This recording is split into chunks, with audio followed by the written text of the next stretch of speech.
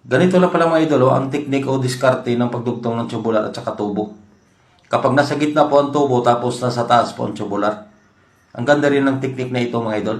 Ayan o, ginuhitan niya ito, ang laki ng tubular dyan sa tubo. Ganyan lang.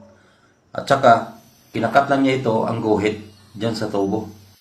Pwede po natin ito gagayahin mga idol. Sundan na po natin ito hanggang dulo. Para mayroon naman tayo matutunan na kunting kaalaman. Lalo na kung baguhan ka pa lang na welder at talagang magagamit mo ito, ang ganitong teknik. Ayan o, ipinatuloy niya ito, ang tubo dyan sa papel tapos ginuhitan niya ito.